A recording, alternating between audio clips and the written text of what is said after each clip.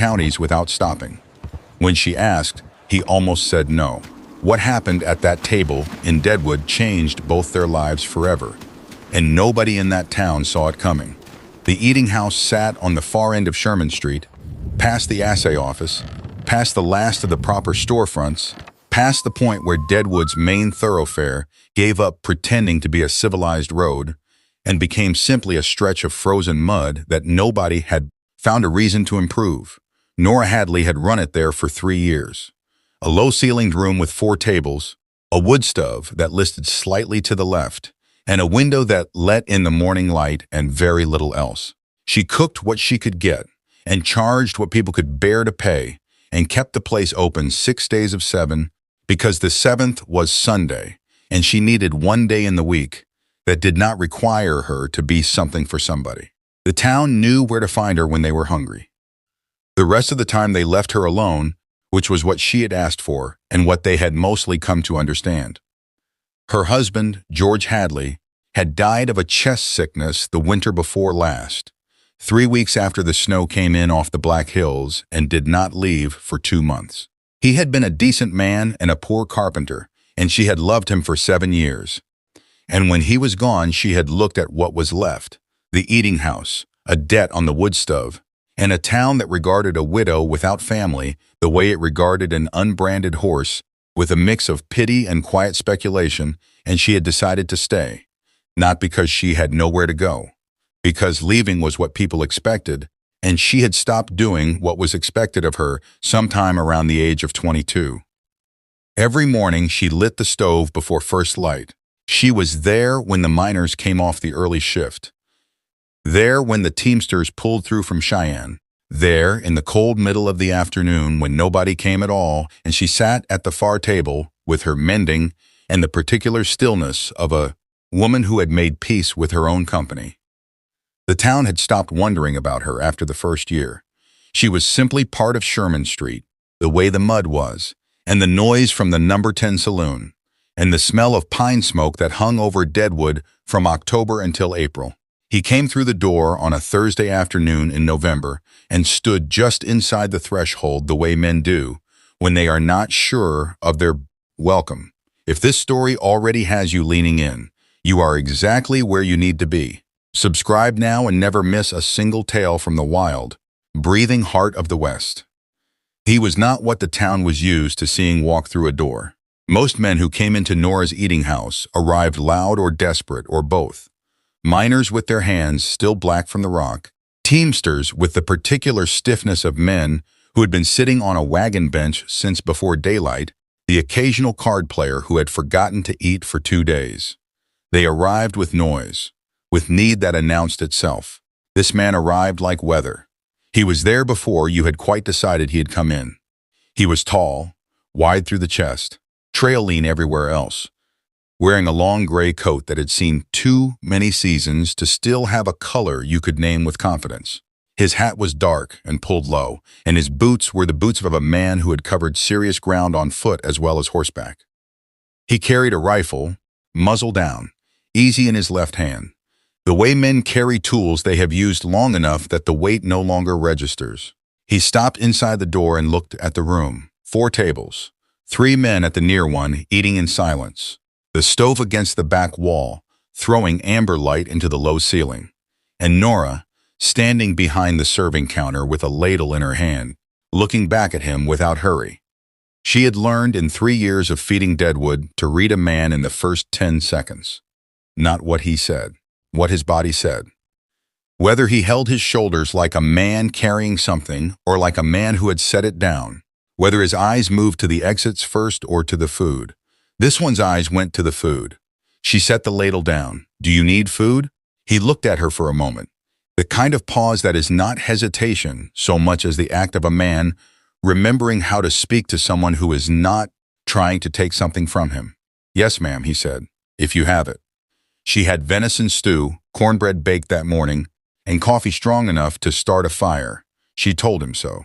He sat at the table nearest the stove without being asked to, as though warmth were a thing he had been moving toward for a long time and had only just stopped resisting.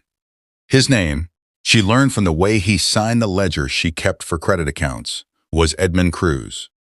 She did not ask where he had come from. She brought him the stew and the bread and filled his coffee without asking whether he wanted it, because a man who looked like he had ridden through 3 counties without stopping always wanted the coffee. He ate. He ate the way a man eats when he is trying not to show how hungry he is, which meant carefully and with control, which only made the hunger more obvious to anyone paying attention. Nora paid attention to everything. It was the only way she had survived this long. He came back the next morning. She was at the stove when she heard the door. Not running late, not making noise, just the door opening and closing with the same quiet intention as the day before. And then the sound of boots on the plank floor, and then the chair at the table nearest the stove scraping back. She did not turn around immediately. She finished what she was doing, stirred the pot, tasted it, decided it needed another pinch of salt, and then she turned. He had his hat on the table beside him. Without it, his face was more readable than she had expected.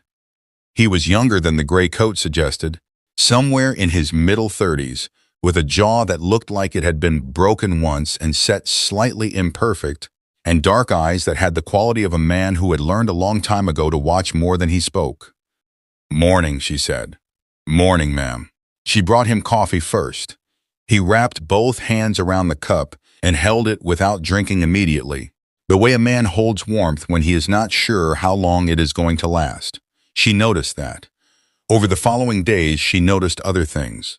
He did not talk to the other men in the room unless spoken to, and even then he answered in the minimal way of someone who has spent a long time alone and is slightly out of practice with the rhythms of conversation. He always sat at the same table. He always arrived at the same hour, morning and evening, and he always ate everything she put in front of him with the methodical attention of a man who had not always had that certainty. On the 4th day, she set his plate down and said, "You are staying in town then." It was not a question exactly. He looked up at her. "Boarding at the Grand Union." He paused. Work came in. "What kind of work?" she asked. He looked at his plate. "The kind that starts and finishes in the same week," he said, without a crowd around either end of it. She understood that sideways through what he did not say. A man who preferred work without an audience. She thought about the eating house, about the way she had chosen the far end of Sherman Street, specifically, because it did not attract the men who liked to be seen. She thought she understood the arithmetic of it better than he probably expected. She refilled his coffee and went back to the stove without pressing further. That evening, after the last men had gone and she was washing the pots, she heard the door. She thought it was the wind off the hills working at the latch the way it did some nights. But when she looked up, Edmund Cruz was standing in the doorway, hat in hand. "I can bring wood in," he said, "if you need it stacked." Saw the pile was running low. She looked at him for a moment. "The pile is on the east side of the building," she said. "Axe is leaning against it." He nodded once. He went out. She listened to the sound of the axe in the cold dark and went back to washing the pots. If this story is pulling you in, hit subscribe right now. New Tales from the West every single week. Do not miss what happens next. The work he had spoken of, the kind without a crowd, turned out to be tracking. She learned this not from him but from Harlan Cord, the deputy who came in for breakfast on Fridays and talked the way men talk when they are not careful, openly and without audit. "Cruz," Harlan said one Friday morning, looking into his coffee as though the information were floating there. "You know he used to ride scout for the Army?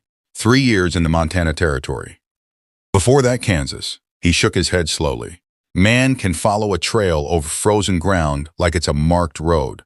Sheriff's been using him quiet-like on the Tillman matter." Nora set Harlan's plate in front of him. She had heard of the Tillman matter, a freighting company owner, 2 mule teams, and a payroll that had gone missing somewhere between Rapid City and Deadwood 3 weeks ago. 3 men out of work because of it. A 4th man dead. She did not say she knew Edmund Cruz. She did not say she had been setting a plate for him twice a day for going on 2 weeks. She took Harlan's empty cup and refilled it and moved away, which was all the response the situation required. That evening, Edmund came in later than usual. He sat at his table and she brought him what was left. venison and boiled potatoes and the heel of a loaf, and he ate in the particular silence of a man who has spent his day doing something that takes more out of him than he will admit. When she set his coffee down, she said, "Harlan Cord was in this morning." He looked up. She met his eyes and let that sit. He sets his fork down. "Harlan talks," he said. "Most men do," she replied. A pause. He looked at his coffee. "The Tillman job runs another week, maybe 2. Then you'll move on?" she asked. It came out more plainly than she intended. He looked at her steadily. "I don't know yet," he said. She went back to the counter. She was not entirely sure what she wanted his answer to be, which was itself information she stored quietly away and did not examine too closely. He stayed until the room was empty of everyone else, which had become a pattern. She had stopped pretending not to notice. He was not a man who crowded a silence. He let it sit between them the way you let a fire settle. Not pushing it, not smothering it, letting it find its own level. When he finally stood to leave, he took his hat from the table and looked at her. "Good stew tonight," he said. "Deer came in fresh," she replied. He nodded once. He put his hat on. He went out. She stood at the counter after the door shut and listened to his boots on the frozen boards of the porch until they faded toward the street. And then there was only the stove and the dark and the wind off the black hills, finding every gap it could in the east wall. She picked up his empty plate and went back to work. The trouble came on a Wednesday, which was the day she baked. Nora had been up since 4, the stove hot, 2 loaves in the pan, and a third proving beside the warmth, when the door opened and the man who came through it was not Edmund Cruz. He was broad and red-faced and wore a fur coat that cost more than anything in Nora's establishment. His name was Clifton Price. She knew it the way she knew most things about Deadwood, by accumulation, by the fragments of conversation that settled in a room after the men who had been talking finished and moved on. Price ran 3 businesses on the north end of Main Street and was the kind of man who had decided early that success gave him the right to behave as though other people's time and property were simply resources available to him at need.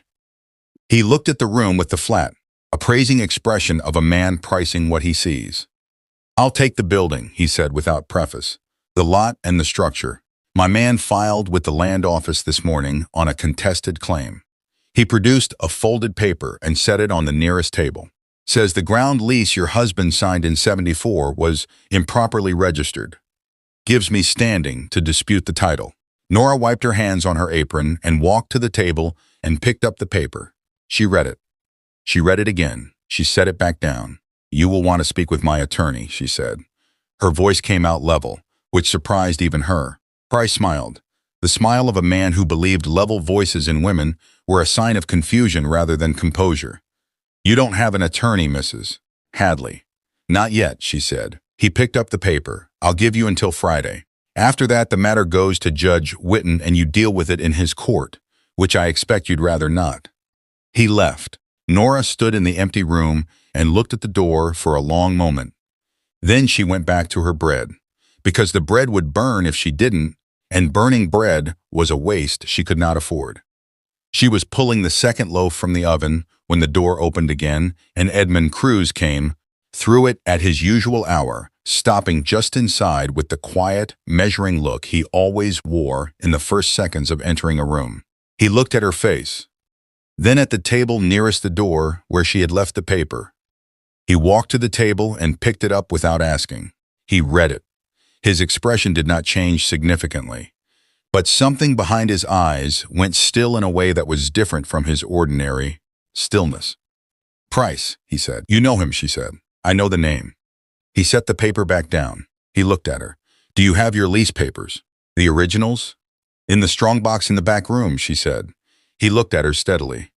"I'd like to see them tonight, if you'll allow it." She looked at him for a long moment. Then she turned back to the stove. "Stay for supper," she said. "I'll get the box after." The strongbox held 7 years of her life in paper. She set it on the table after the last men had gone, and Edmund sat across from her in the keep lamplight, and they went through it together. The original lease from 1874, George's registration papers. The deed of improvement she had filed herself 18 months after George died.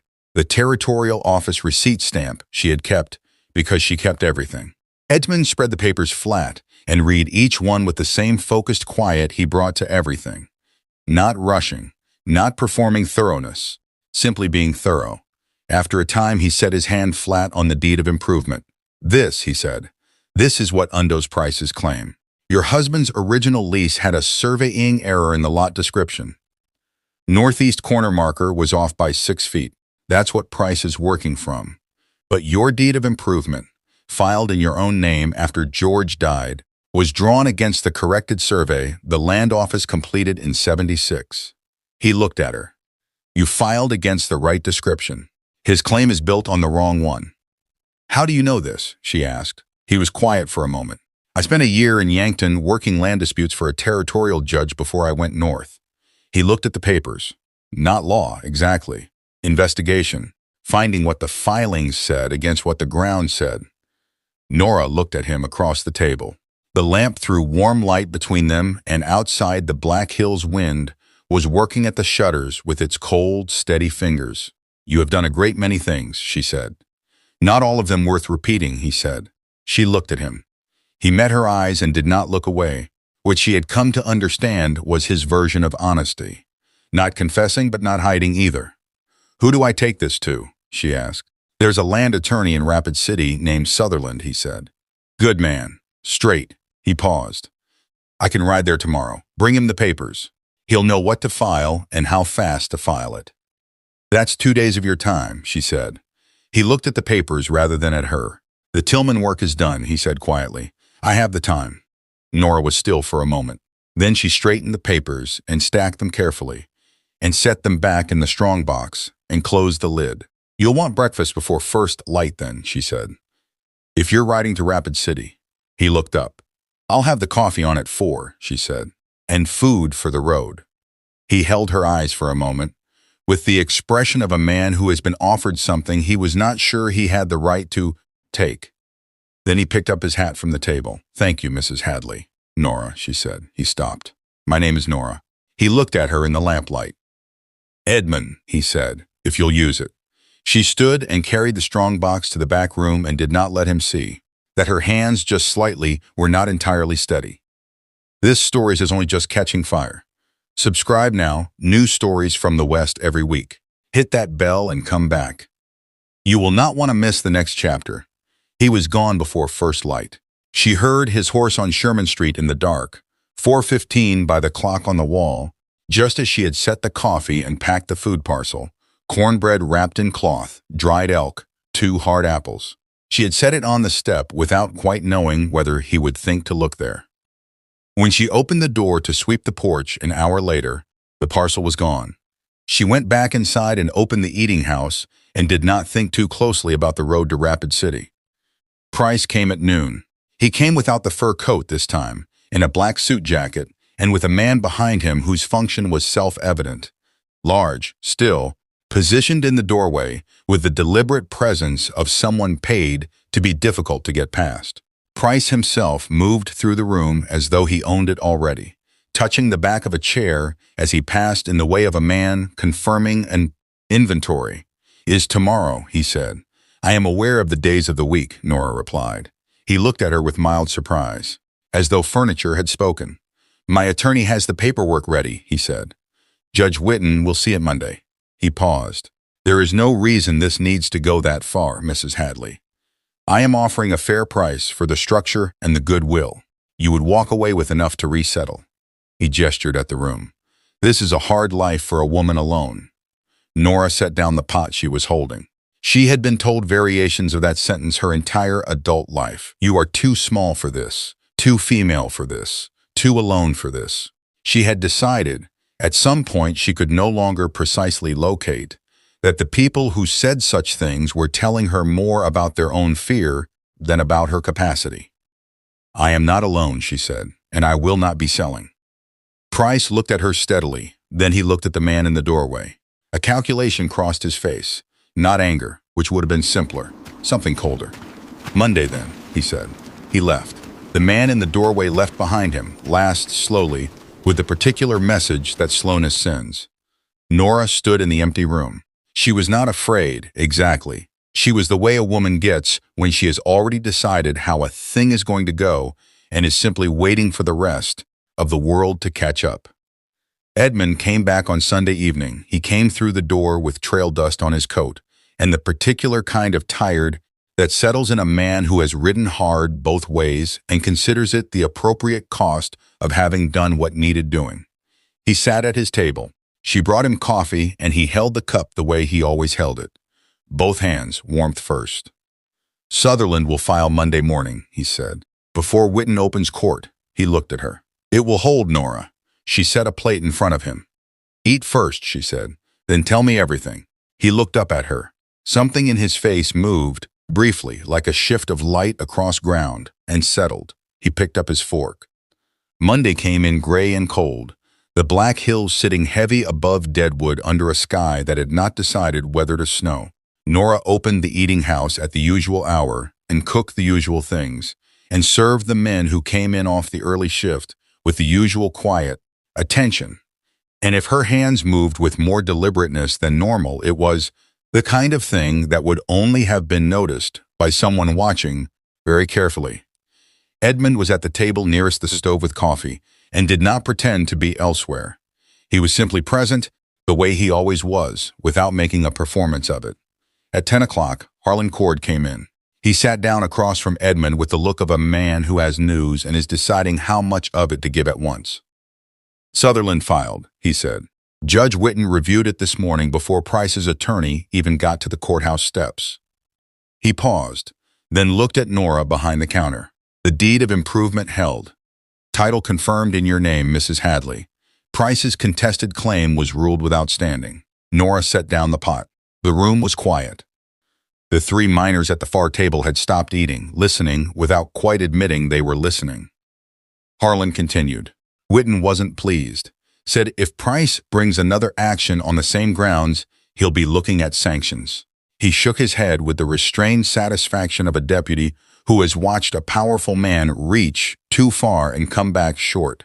Price doesn't lose often. He's not going to enjoy the experience. Edmund said nothing. He drank his coffee. Nora came around the counter and set a plate in front of Harlan without being asked. He looked up at her. On the house, she said. For the news. Harlan smiled. He ate. After he was gone, and the miners had gone, and the room had returned to its mid-morning quiet, Edmund sat alone at his table, and Nora came and sat across from him for the first time since the night of the papers. She did not have coffee or a task or a reason. She simply sat. He looked at her. What will you do now? He asked. Open tomorrow, she said. Same as always. He was quiet for a moment. And if Price finds another angle? She met his eyes. Then I will find another Sutherland. He looked at her with that expression she had learned to read over 5 weeks of twice-daily meals. Not quite a smile, but the country a smile comes from. The territory of it, open and unhurried. He turned his cup once on the table. I've been offered work in the spring, he said. Ranch survey work, east of the hills. 3 months, maybe 4. She kept her eyes on his. That is good work, she said. It is, he agreed. A pause. After that, it's open. She looked at the table for a moment, then back at him. After that, you'll need feeding, she said.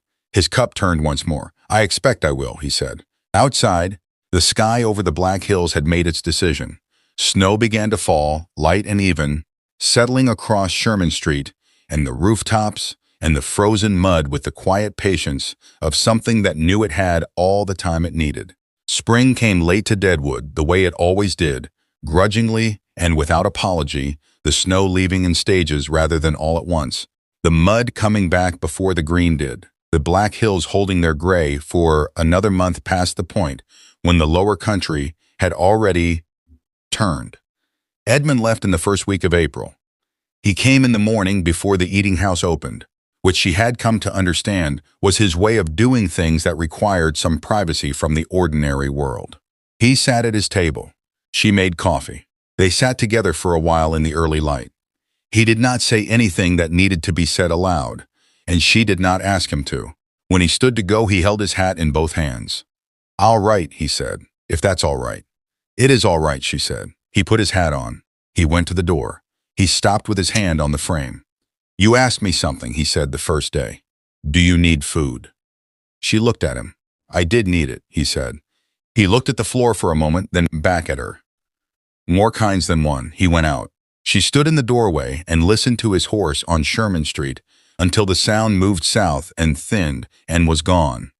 And then there was only the stove and the early quiet and the light coming in gold through the east window. He wrote from a ranch outside of Sturgis in May.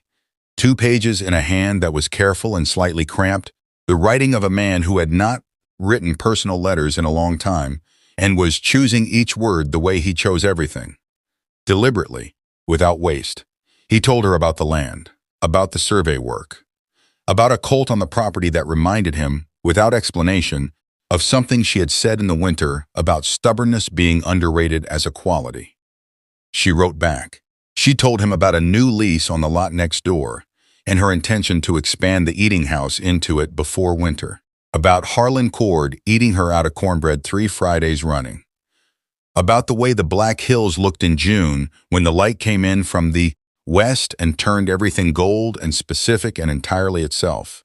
He came back in September. He did not write ahead to say he was coming. He simply came through the door on a Thursday afternoon in the way he always had. Quiet, present, filling the threshold without crowding it, and sat at the table nearest the stove. She brought him coffee. He wrapped both hands around the cup. "Expansion's coming along," he said, looking at the framing visible through the door to the new room. "It is," she said. "Should be done by November." He nodded. He looked at his cup, then at her. "I thought about something," he said. "The whole ride-in." She waited. He set the cup down and looked at her steadily with those dark, unhurried eyes. "I would like to stay in Deadwood," he said, "if there is work." If, he paused, with the precision of a man landing a word in the exact place he intends it. If there is a reason to. Nora looked at him for a long moment. The stove ticked. Somewhere on Sherman Street a horse went past at a walk. The afternoon light lay long and gold across the floor between them. "The expansion needs a good hand," she said. "Someone who knows how to build a thing that will last." He held her eyes. "I know how to do that," he said. "I thought you might," she replied. He picked up his coffee. She went back behind the counter. The eating house sat quiet around them in the September light. The new room opened beyond the door. The town outside going about its particular business. And the Black Hills above it all, vast and old, and entirely indifferent to the small, serious, necessary things happening at the far end of Sherman Street. It was enough. It was, in the way of all the best things, exactly enough. If this story settled into you the way the good ones do, this channel is your home. Subscribe now.